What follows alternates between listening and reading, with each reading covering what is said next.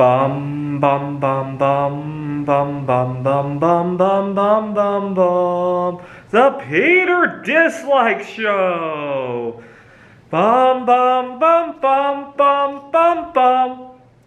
This November 22nd marks the 60th anniversary of the assassination of John F. Kennedy. Kennedy was a big proponent of returning the dollar onto the silver standard. He had signed an executive order to back all of the dollars by silver at the time.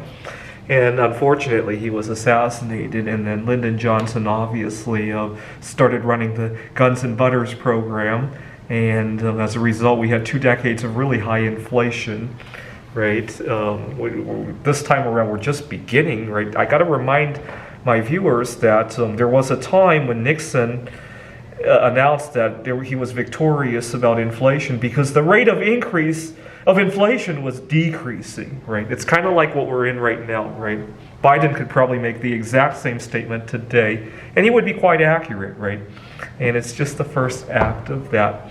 So I hope you will join me in commiserating 60 years since the loss of Kennedy by buying 60 pounds of bismuth and leaving the dollar behind this November 22nd. If we all did that, I think it would really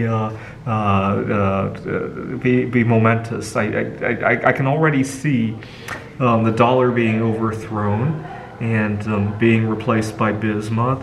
So I hope you will join me this November 22nd. It's really nice to have these anchor points along the way of life, right? So if you don't have these anchor holidays where you commiserate something or commemorate something or celebrate some aspect of life, you look ahead and you just see a whole sea of stuff to do, work to do, annoyances, bills to pay, and all that. It helps to stick a few nonsense holidays in there. Well, I guess JFK's anniversary is not so nonsense, but sometimes I'll stick a bunch of nonsense holidays in there, even days that don't fall on like a certain day of the year, right? One of my favorite holidays is every 138.376 days celebrate a half-life of polonium. I usually start the count from when polonium was discovered on July 18th of 1898. So our next half-life date is like December 13th, if I remember correctly, which really also coincides with Taylor Swift's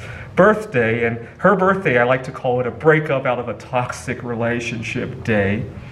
Among other things, I just find that little days like that, put an anchor point. Just make it to this day, right? Just get your work done, pay your bills up until this day, and then recalibrate on that day. Right? I love having days like that.